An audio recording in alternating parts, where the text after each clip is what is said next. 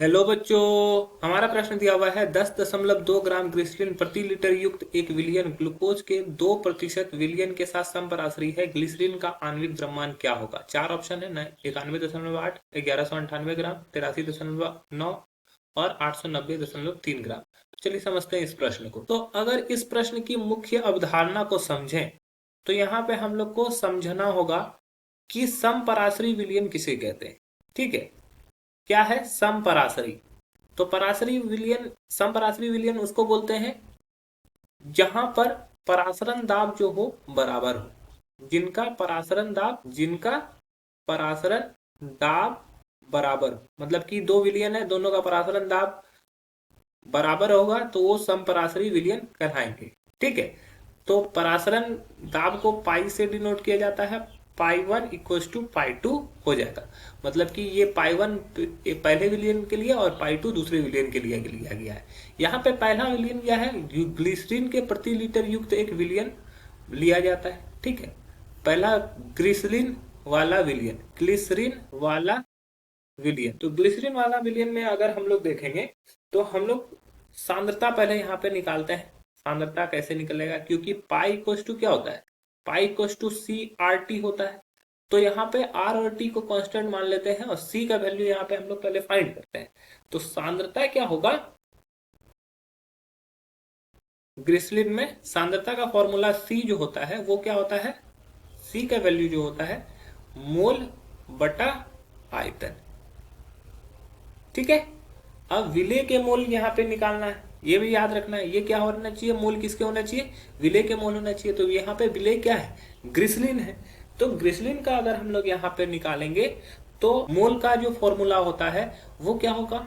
मोल का फॉर्मूला होता है weight by molecular weight, W B by M B into 1/v। और ये कितने होना चाहिए? लीटर में होना चाहिए। तो अब ग्लिसरीन का यहाँ पर वेट दिया हुआ है 10.2 ग्राम। ठीक है, और एम बी हमें दिया नहीं है। ठीक है, और आयतन जो दिया हुआ है यहाँ पे दिया हुआ है 1 लीटर। ठीक है, 1 लीटर। तो ये हमारा जो यहाँ पे सांद्रता आ गया, ये जो सी आ गया, सी का वैल्यू आ गया हमारे पास, वो आ गया 10.2 बटा एम बी। यही एम बी हमें यहाँ पे फाइंड करना है। ठीक, अब हम लोग दूसरे विलियन में चलते हैं। दूसरे विलियन में जहां पर ग्लूकोज क्या है? ग्लूकोज की मात्रा 2%। ग्लूकोज की मात्रा क्या है? 2%। तो मान लो यहाँ पे W/V में यहां पर इसको ले लेते हैं। माना कि विलियन की मात्रा 100 ml, 100 ml मान लेते हैं। इसीलिए ग्लूकोज की मात्रा 100 का अगर 2% निकालेंगे तो वो कितना निकल जाएगा? 2 ग्राम। तो ये हो जाएगा ग्लूकोज की मात्रा 2 ग्राम निकल जाएगा। तो यहाँ पे जो सांद्रण निकलेगा, इसका सांद्रण क्या निकलेगा? सांद्रण का फॉर्मूला क्या होता है? N/V। ठीक है, N/V। N क्या है? यहाँ पे विलेय के लिए है। तो यहाँ विलेय के लिए निकालने के लिए हम लोग को क्या होगा? यहाँ पे हम लोग चूंकि डब्ल्यू बी और एम बी यूज कर चुके हैं, तो हम लोग यहाँ पे WA/MA यूज कर लेते हैं इंटू 1/V। अब वॉल्यूम यहाँ वो द्रव्यमान क्या हो गया? द्रव्यमान हो गया 2 ग्राम, हम लोग निकाल लिए हैं। और MA मोलर द्रव्यमान, ग्लूकोज का मोलर द्रव्यमान कैसे निकलेगा? ग्लूकोज का मोलर द्रव्यमान। तो मोलर द्रव्यमान निकालने के लिए हम लोग को क्या आवश्यकता पड़ती है? C6H12O6, इसका मॉलिक्यूलर फॉर्मूला। कार्बन का वेट होता है 12 गुने 6 परमाणु है। हाइड्रोजन का वेट होता है 1, 12 परमाणु है। ऑक्सीजन का वेट होता है 16, इसके 6 परमाणु है। ये सभी को निकालेंगे तो कितना निकल जाएगा? 180। और यहाँ पर आयतन जो दिया हुआ है वो लीटर में नहीं ml में दिया हुआ है, चूंकि ml में माने है।